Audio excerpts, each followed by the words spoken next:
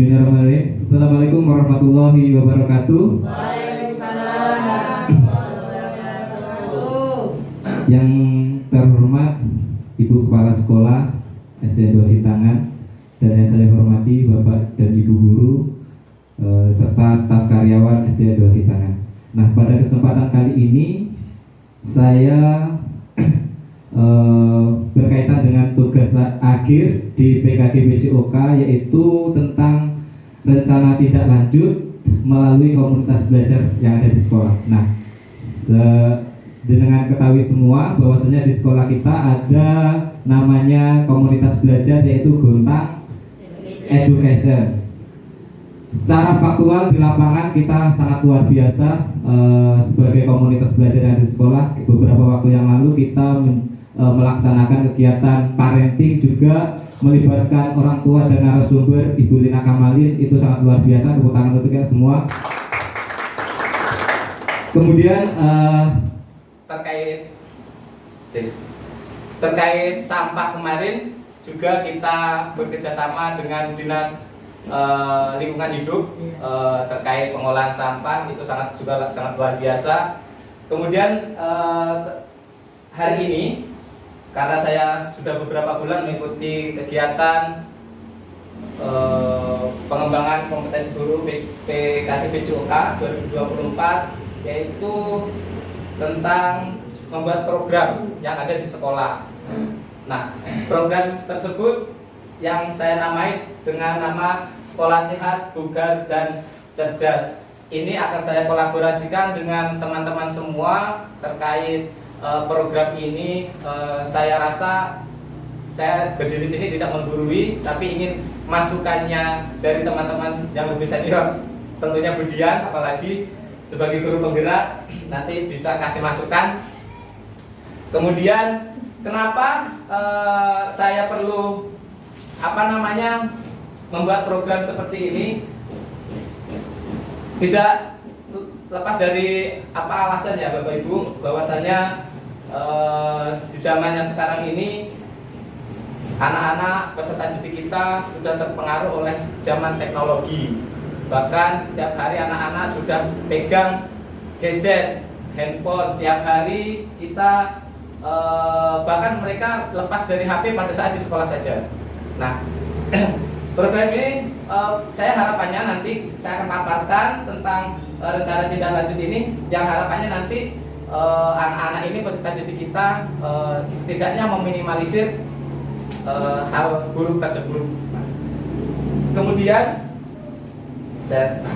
latar belakangnya adalah dari sekolah sehat, Bugar, dan Cerdas ini adalah upaya untuk menunjang peningkatan mutu pendidikan di lingkungan SD Negeri 2 Gitangan dengan visi terwujudnya peserta didik sebagai pembelajar sepanjang hayat, berkarakter, inovatif, berprestasi, dan cinta tanah air melalui kegiatan pendidikan jasmani, olahraga, dan kesehatan. Jadi ini sesuai dengan visi misi sekolah, juga sesuai dengan visi komunitas belajar kita, yaitu ingin mewujudkan peserta didik sebagai pembelajar sepanjang hayat, berkarakter, inovatif, berprestasi, dan cinta tanah air. Kemudian tapi yang saya buat program ini adalah sesuai dengan program mapel yang saya ampu, yaitu PCOK. Kemudian yang kedua adalah latar belakangnya adalah memberikan ruang dan melibatkan peserta didik dalam menyuarakan pendapat, voice. Kemudian pilihan, choice, dan kepemilikan, ownership. Ya. Jadi kalau biasanya disingkat, kalau Bu Dian sering VCO ya, voice, suara atau pendapat, kemudian pilihan, choice. Jadi peserta didik itu disuruh memilih, disuruh menyuarakan pendapat, dan memiliki sifat ownership atau kepemilikan. Kemudian yang ketiga, latar belakangnya adalah memberdayakan peserta didik saat program sekolah direncanakan, dilaksanakan, dan evaluasi. Jadi melibatkan peserta didik sehingga terwujudnya lingkungan yang menumbuh kembangkan kepemimpinan peserta didik. Biasanya program ini itu berpusat pada peserta didik Bapak Ibu. Jadi kita guru hanya bertugas sebagai fasilitator saja. atau mengakomodasi kebutuhan peserta didik yang kita didik. Kemudian selanjutnya, nah tujuannya Bapak Ibu ada dua, yaitu pertama pembentukan kebiasaan hidup bersih dan sehat. Supaya apa? Supaya lingkungan bersih serta tubuh sehat bugar. Kemudian dua, membiasakan peserta didik dengan kegiatan fisik dan pola hidup sehat supaya mendapatkan tubuh yang bugar sejak usia dini, membantu mereka membentuk kebiasaan hidup bersih dan sehat yang akan berlanjut hingga kehidupan dewasa atau kehidupan di masyarakat. Nah, tujuan ini Bapak Ibu, bagaimana kita nanti dalam program Sekolah Sehat dan Bugar Cerdas ini membentuk kebiasaan hidup peserta didik pola hidup sehat. Mungkin program kemarin kita di komunitas belajar kita kemarin sudah melakukan program memilih dan memilah sampah. Misalnya ini sudah masuk sepertinya masuk di program ini juga. Ini cuma tidak lanjut saja, keberlanjutan, tidak hanya pada saat itu saja. Kemudian ini saya bentuk seperti ini karena untuk menindaklanjuti kegiatan kita kemarin. Jadi tidak hanya pada saat itu saja, kita berlanjut di program-program berikutnya. Supaya apa? Supaya peserta didik mengalami tadi pembentukan kebiasaan hidup bersih dan sehat. Kemudian di PJOK-nya nanti peserta didik akan membiasakan peserta didik dengan kegiatan fisik dan pola hidup sehat. Ada kegiatan fisiknya Bapak Ibu. Jadi mungkin nanti nah ini kaitannya dengan nanti P5. Biasanya kita kan melaksanakan P5 ya setiap akhir semester ya Bu. Ya. Mungkin tahun ini semester ini akan dilaksanakan apa tidak? Sepertinya Belum dikoordinasikan. Mungkin kok komunitas belajar kita akan oke, tentang P5. Mungkin saya bisa usul ya, nanti bisa usul mungkin program saya ini diselipkan di sana di program P5-nya karena ini bentuknya kokurikuler dan bisa nanti saya mohon izin nanti diselipkan saja kegiatan tentang ini, entah nanti lomba senam kreatif atau bagaimanapun nanti saya bisa diskusi di pertemuan berikutnya di rapat nanti katanya ada rapat koordinasi tentang P5. Kemudian Pak Rifki. Nah, ini adalah capaian langkah-langkah dan hasil yang diharapkan. Pertama, capaian membiasakan hidup bersih dan sehat seperti nanti kan tadi ada dua tujuannya. Akan saya pilah-pilah. Ada dua nanti slide berikutnya sama, cuman beda yang tadi pola hidup sehat, yang kedua adalah pola berkegiatan fisik. Nah, capaian membiasakan hidup bersih dan sehat. Langkah-langkahnya adalah memberikan tanggung jawab kepada peserta didik terkait kebersihan lingkungan sekolah sesuai dengan slogan kita, sampahku tanggung jawabku, sampahmu tanggung jawabmu. Ini udah melekat di anak-anak. Sekarang mungkin dengan lihat sampai siang ini pun halaman sekolah kita udah bersih, tidak seperti sebelumnya karena kita sudah kemarin sosialisasi banyak segala macam pada peserta didik kita, sudah ada dampak positif perilaku yang ini hasil yang diharapkan. Peserta didik menunjukkan perilaku pola hidup bersih dan sehat. Bahkan sekarang ada sampah di kelas 1. Mungkin tantangannya adalah nanti di kelas tinggi Bapak Ibu agak susah. Di kelas rendah mungkin sudah mulai memahami. Saya lihat di kelas 1, 2 deretan sini kelas paling barat udah bersih Bapak Ibu. Saya lihat sering tepuk tangan untuk. Kemudian, itu nanti ada tantangannya Bapak Ibu. Tidak kita menjalankan program tentu tidak berjalan dengan mulus. Nanti akan ada tantangan-tantangan di tengah jalan atau apapun itu. Kemudian selanjutnya Pak Rifki.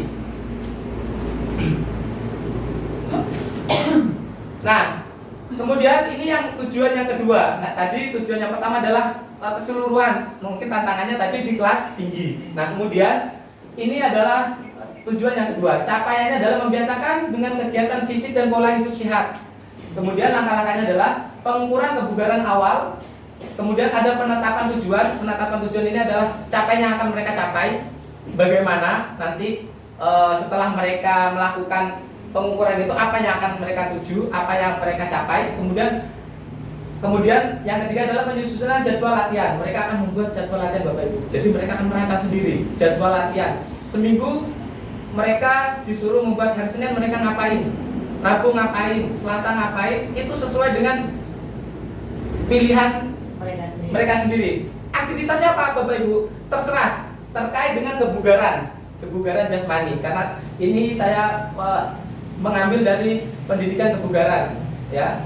Kemudian ada pelaksanaan dan pemantauan. Jadi ada nanti kan di jam saya di PJOK itu 4 jam, 1 jam terakhir adalah P5 ya. Mungkin di jam itu saya akan mengambil kegiatan program ini saya akan laksanakan dari pelaksanaannya dan pemantauannya.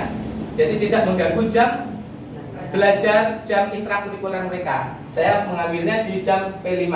Kemudian nanti akan ada presentasi hasil setiap 3 bulan sekali, karena hasil latihan itu dapat dilihat dari hasil program latihan yang diterapkan seseorang atau siapapun akan keluar, akan memunculkan hasil itu pada 3 bulan sekali. Mungkin seperti kayak apa UTS atau ujian tengah semester seperti itu. Nanti akan saya evaluasi per 3 bulan sekali.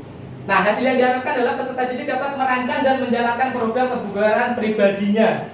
Jadi tidak ada tekanan dari gurunya, kamu harus begini, harus begitu enggak. Tapi mereka menentukan sendiri.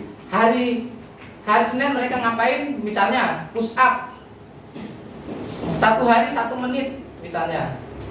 Mereka melakukannya di rumah. Mereka akan dikasih tabel untuk pada hari itu centang. Selesai seperti itu. Begitu juga seterusnya. Selama 3 bulan itu dikerjakan di rumah Bapak Ibu, tidak di sekolah. Cuman nanti pemantauannya di sekolah. Ini apa? Untuk mereka bisa menjalankan program latihan itu di rumah dan bisa melakukannya secara rutin. Karena nanti kalau kita, karena kembali ke latar belakang tadi, anak-anak sudah di rumah banyak main gadget, mungkin dikasih tugas seperti itu, mungkin mereka bisa melakukannya di rumah sesuai dengan apa yang mereka pilih. Jadi merasa mereka memiliki program tersebut, oh ya saya harus menjalankan. Rasa tanggung jawab akan keluar dari peserta didik yang kita kasih program seperti ini. Lanjut Pak. Nah, struktur programnya adalah program sekolah sehat, bugar ini dan cerdas merupakan kegiatan kokurikuler, sudah saya sampaikan tadi, yang menarik dan berkelanjutan. Jadi tidak hanya nanti pada saat itu saja, akan berkelanjutan selama 1 semester paling lama nanti, yang diakhiri dengan kegiatan apa namanya P5 nanti. Ujungnya muaranya nanti akan ada kegiatan P5 terkait kebugaran jasmani, atau nanti kalau di kelas rendah belum bisa melakukan hal tersebut, bisa lomba mewarnai lah kalau masih. Nah, ini kaitannya dengan komunitas belajar apa Bapak Ibu? Saya ingin bimbingan kepada peserta didik yang masih kelas rendah. Kalau kelas tinggi mungkin saya bisa handle, tapi kalau untuk di kelas rendah ini butuh bimbingan Bapak Ibu guru yang sebagai wali kelasnya, ya, berkolaborasi, ini yang diminta. Kemudian dilakukan di kelas tinggi untuk program yang fisik tadi, untuk program yang tujuan awal tadi, yang kebersihan pola hidup sehat tadi, itu untuk semua. Jadi ada 2 untuk ini di kelas tinggi. Nantinya muaranya nanti bisa pada saat P5 kita buat ajang perlombaan senam kreasi misalnya, boleh seperti itu. Nanti bolehlah masukan dari Bapak Ibu bagaimana yang sudah berpengalaman. Kemudian secara umum proyek sekolah ini, sekolah sehat, bugar dan cerdas dapat dilaksanakan dalam berbagai jangka waktu. Sementara ini kita akan melakukan dengan jangka pendek Bapak Ibu, beberapa minggu hingga 1 semester. Cocok untuk proyek-proyek kecil dengan tujuan yang spesifik. Nah, tadi tujuannya sudah saya jelaskan di awal, spesifik sudah ada 2. Kemudian ada evaluasi dan refleksi program kegiatan. Nanti di akhir semester ada, mungkin nanti akan ada umpan balik atau refleksi dari saya. Mungkin nanti kita bersama-sama merefleksi apakah ada dampak positif untuk peserta didik atau tidak. Nanti kita refleksikan bersama. Oke, kemudian lanjut Pak Riki. Nah, aset kekuatan sekolah yang saya tidak ragu lagi tentang SDN 2 Tintangan. Aset yang kita miliki ini sangat luar biasa Bapak Ibu. Kemarin sudah dijelaskan sama Budian bahwasanya tentang aset-aset, kita sudah diskusi kemarin. Kita punya aset modal manusianya sangat luar biasa, sangat aktif, ada guru penggerak, ada apalagi kepala sekolahnya sangat aktif mencari link-link, bisa kenal Lina Kamarin atau kemarin bisa nembusi DLH, termasuk di modal sosial, modal fisik, lingkungan, jangan ditanya lagi finansial apalagi ya. Kita punya segalanya di sini.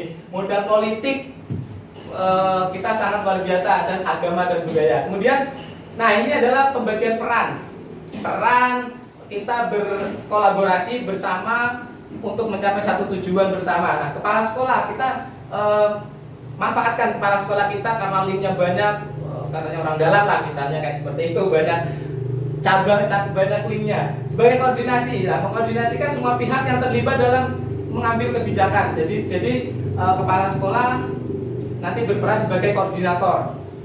Kemudian guru. Nah, guru ini merancang pelaksanaan pembinaan program sekolah sehat, bugar dan cerdas. Jadi guru di sini bisa nanti kita berkolaborasi, bisa saya, bisa dengan semua, nanti kita berdiskusi bersama tentang rancangan pelaksanaan dan pembimbingan program ini, bagaimana bisa terwujud dan terlaksana di peserta didik kita. Kemudian siswa tentu berperan aktif dan menerapkan semua kegiatan dalam program yang diselenggarakan, jelas ini. Kemudian ada orang tua, Bapak Ibu. Orang tua ini kemarin kita sudah melaksanakan program parenting ya. Itu salah satu program untuk menunjang ini juga, karena kita melibatkan orang tua dalam kegiatannya. Tujuannya apa, Bapak Ibu? Untuk memberikan dukungan kepada peserta didik untuk mengikuti program ini. Nah, nantinya karena tugas nanti itu diberikan kepada peserta didik dan dilaksanakan di rumah, tentunya pengawasan orang tua sangat penting. Ini nanti kita koordinasi dengan orang tua, mungkin di setiap satu semester setelah ujian biasanya rapotan, ada pengumpulan wali murid, kita berikan sosialisasi tentang program ini. Kemudian, nah ini Bapak Ibu yang menjadi tantangan kita bersama. Pertama, kurangnya kesadaran peserta didik terhadap pola hidup bersih dan sehat. Ini sangat mencolok ya Bapak Ibu di anak-anak. Bahwasanya anak-anak itu sangat kurang kesadaran untuk pola hidup bersih dan sehat. Bahkan sebelum kita melaksanakan banyak program, anak-anak itu buang sampah semaunya sendiri, kelas kotor dan segala macam. Sekarang mungkin udah banyak perubahan. Kemudian ini adalah program lanjutan kita supaya tetap baik seperti ini, dan diperbaiki apa yang kurang kita perbaiki bersama. Kemudian rendahnya motivasi peserta didik, ini tujuan yang kedua tadi. Tantangannya adalah rendahnya motivasi peserta didik terhadap pentingnya aktivitas olahraga secara rutin. Rata-rata peserta didik kita kurang dalam beraktivitas olahraga secara rutin. Di situ urgensinya di rutinitasnya, kurang konsistennya. Nah, di sini program ini adalah untuk menunjang itu Bapak Ibu, untuk menunjang konsistensi atau berolahraga secara rutin. Mungkin yang di kelas rendah beberapa minggu terakhir ini sudah saya sosialisasikan tentang program ini. Mereka sudah saya ajak namanya mengukur tes kebugaran jasmani mereka dengan mengukur denyut nadi mereka. Mereka sudah mengetahui bagaimana kondisi badan mereka, kondisi fisik mereka sudah mengetahui. Tinggal kita nanti kita bersama-sama melakukan program ini dengan baik, bagaimana nantinya. Kemudian, nah ini solusi Bapak Ibu. Pertama solusinya adalah membantu peserta didik menambah pemahaman terkait pola hidup bersih dan sehat. Ini sudah sering sampaikan. Bahkan kita kemarin saya setuju dengan Pak Alif bahwasanya pada saat amanat pembina upacara kemarin, anak yang tidak cerdas, anak yang tidak mengambil sampah dan tidak dibuang di tempat sampah, itu kemarin saya sangat anak yang anak yang cerdas adalah anak yang mengambil sampah dibuang di tempat sampah. Bukan kemarin yang disampaikan Pak Alif di amanat pembina upacara, tidak anak yang mengerjakan tugas dengan baik atau dengan 100, tapi anak yang mengambil sampah dibuang di tempat sampah itu adalah anak yang cerdas. Itu sangat menyentuh kemarin saya. Inisiatif sendiri. Betul. Siap. Kemudian yang kedua adalah membangun motivasi ekstrinsik dan intrinsik. Kemarin kita di programnya Budian, kemarin tugasnya Budian juga kita menyampaikan tentang motivasi intrinsik dan ekstrinsik. peserta didik secara intens Bapak Ibu. Intens itu artinya selalu dikasih tahu, terus menerus kita kasih tahu. Bahkan hal kecil yang saya lakukan kepada peserta didik adalah ketika saya lewat peserta didik ada saya, mereka takut. Takutnya kenapa? Disuruh ngambil sampah Bapak Ibu. Itu hal kecil. Mungkin hari ini kita tidak ada dampak, mungkin di hari berikutnya, di masa yang akan datang itu akan berdampak besar. Mungkin sekarang kita sudah merasakan itu di kelas 1, 2, di deretan kelas paling barat itu udah bersih. Karena apa? Ketika saya pulang pergi dari sana lewat, ada paroki itu udah ngambil, udah takut. Apalagi dipanggil namanya, pasti suruh ngambil sampah ya Bapak Ibu. Kemudian, kemudian tantangannya lagi ini Bapak Ibu, konsistensi dalam menjalankan program. Konsistensi kita sebagai guru, anak-anak, semuanya kepala sekolah adalah konsistensi, komitmen untuk menjalankan program. Ini yang paling sulit Bapak Ibu. Mari kita bersama-sama dengan mungkin program ini terlihat sederhana, mungkin nanti bisa kita dapat dampaknya di masa yang akan datang, ataupun nanti tidak berdampak, nanti mungkin akan saya evaluasi bagaimana kita nantinya bisa sesuai dengan visi misi sekolah, yaitu terwujudnya pembelajaran sepanjang hayat, berinovatif, dan cinta tanah air tadi. Nah, ini slide yang paling ditunggu-tunggu Bapak Ibu. Terima kasih. Mungkin itu pemaparan program rencana tindak lanjut saya sebagai peserta PKGPJOK. Mungkin ada masukan dari Bapak Ibu untuk bagaimana program ini bisa berjalan dengan baik. Monggo, mungkin Budian, pastinya Budian karena sebagai guru penggerak bisa memberikan masukan, Budian, atau Bulan, Buria yang biasanya melaksanakan program P5 ya. Mungkin nanti bisa dimasukkan, saya hanya berharap bisa memasukkan program ini. Mungkin nanti ada lomba-lomba apa, atau biasanya kalau di kelas tinggi lomba ini Bapak Ibu, membuat poster tentang pola hidup bersih dan sehat. Jangan digambar, tapi menggunakan Canva misalnya. Kita menggunakan aset yang kita punya. Misal kita punya anak-anak sekarang zamannya udah pegang HP semua, mungkin di kelas tinggi menggunakan teknologi itu, Canva diberdayakan untuk membuat poster. Nanti kita publikasi di Instagram segala macamnya kayak seperti biasanya. Untuk kelas rendah mungkin bisa mewarnai tentang makanan sehat, membuang sampah pada tempatnya, atau jauhi narkoba segala macam, itu bisa. Mungkin Budian bisa memberikan masukan. Ya. Pakai mic Pak. Boleh. Oke. Saya berdiri di sini aja ya Pak ya. Siap. Terima kasih kepada Bapak Rokiin yang pemaparannya luar biasa. Kita beri tepuk tangan dulu Bapak Roki. Mungkin agak sedikit nervous ya Pak. Tenang aja, kami di sini ya itu keringat dingin. Untuk yang pertama, presentasi yang luar biasa dari Pak Roki. Untuk menjalankan yang pertama pastinya adalah menyelesaikan tugas ya Pak Roki. Ya, siap. Yang kedua pastinya adalah memang dari kesadaran diri jenengan sendiri untuk ingin memiliki sebuah program yang dari sampean untuk SD kita tercinta ini pastinya. Benar sekali Pak Roki, karena kita memang berkaitan ya Pak Roki antara guru penggerak. Alhamdulillah saya guru penggerak, jenengan juga guru penggerak. Mudah-mudahan saya ini tip satu pesan untuk teman-teman, jangan pernah takut untuk mengikuti pendidikan guru penggerak kalau memang di tahun depan ada. Karena ini yang kita dapatkan ya Pak Roki ya.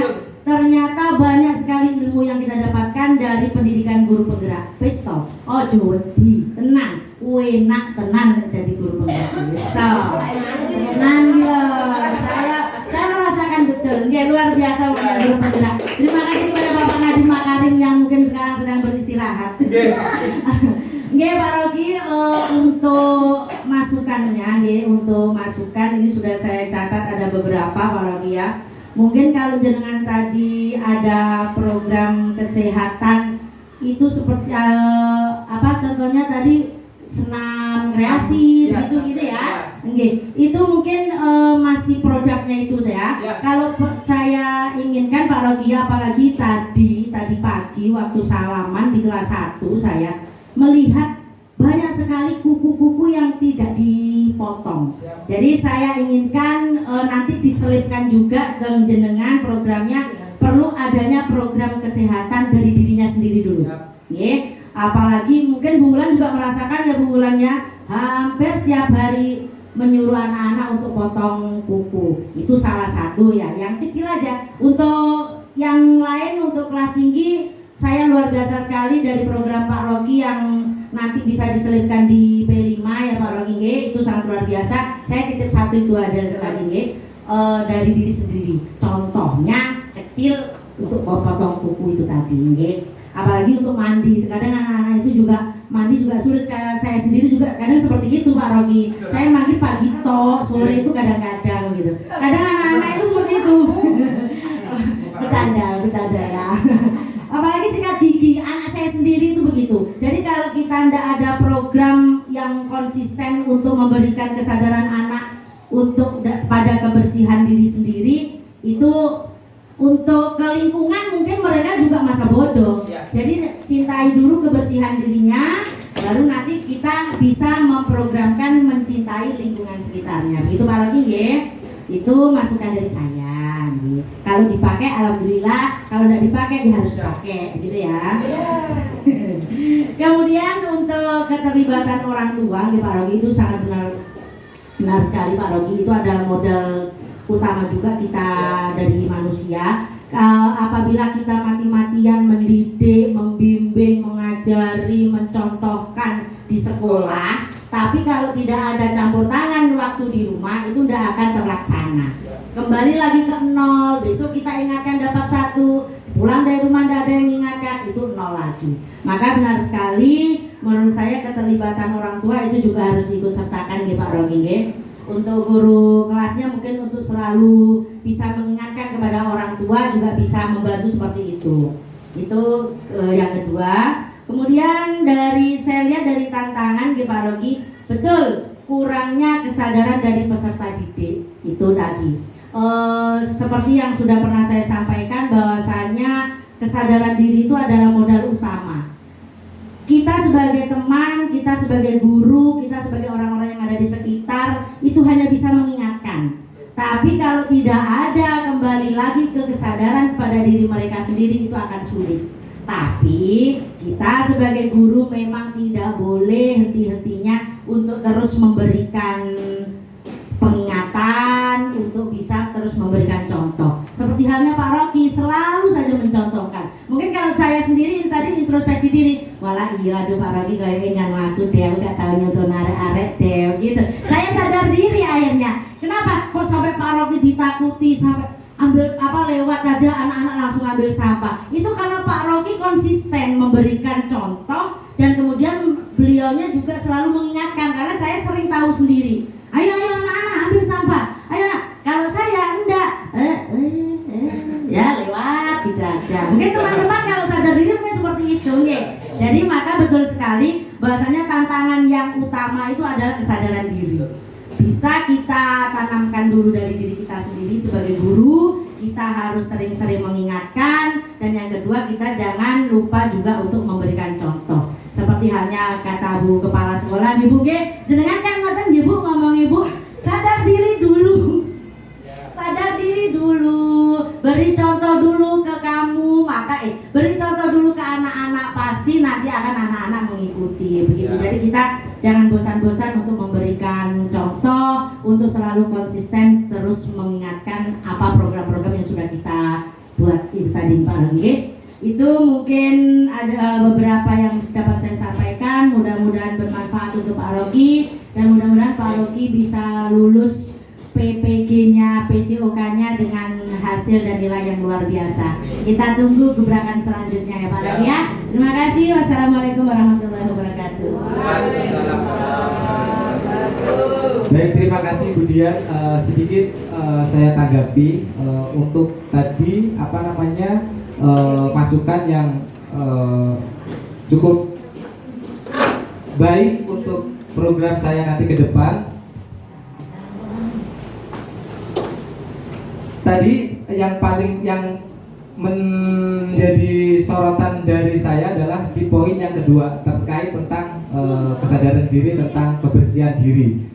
Contohnya tadi kuku. Nah, itu adalah permasalahan kita bersama, Bapak Ibu. Jadi ini tidak lepas dari kerja keras kita bersama untuk selalu memberi memberi motivasi kepada peserta didik. Kalau kita kemarin permasalahannya ini harus ke orang tuanya harus dikasih tahu kita menjalankan namanya parenting. Kemudian permasalahan yang kedua tadi ini adalah berawal dari permasalahan dulu, Bapak Ibu. Berawal dari tadi tidak bisa membuang sampah pada tempatnya. Kita bekerja sama dengan DLH, datangkan ke sini penyuluhan segala macam. Itu adalah sebagai proses di mana kita dapat menyelesaikan suatu permasalahan. Dengan apa? Dengan kolaborasi kita bersama. Di bawah Gontang Education ini kita berorganisasi, kita menjalankan program, kemudian kita melaksanakannya dan diakhiri dengan keberhasilan. Nah, ini ada lagi muncul yang tadi kata Budian tentang kuku. Mungkin nanti kita akan, kalau kita nggak bisa memberi masukan kepada anak-anak tidak mempan, Budian, kita buat lagi aja program yang narasumbernya dari orang yang bisa dari Puskesmas misalnya. Mungkin anak-anak lebih takut. Mungkin kalau dari kita sendiri kita sudah sering memberi motivasi, memberi masukan secara intens kepada anak-anak. Tapi kalau kita kayak kemarin kita melahirkan di LH sampai kita dapat namanya slogan sampahku tanggung jawab. Itu kan dari kemarin di LH kan? Karena ada program tersebut. Mungkin nanti ke depan mungkin ada Bu Kepala Sekolah nanti bisa di ada lagi nanti program penyuluhan atau segala macam yang bekerja sama dengan Puskesmas atau yang bisa mempunyai kompeten yang sangat baik di bidangnya. Monggo Bu. Monggo Bu, apa? Mboten apa-apa. Matang ya? Itu mungkin yang ini sangat bagus untuk kita bersama untuk demi mutu pendidikan di SD 2 Gintangan. Dan tadi masukannya sangat bagus. Mungkin bisa kita tindak lanjuti lagi nanti di pertemuan yang akan datang.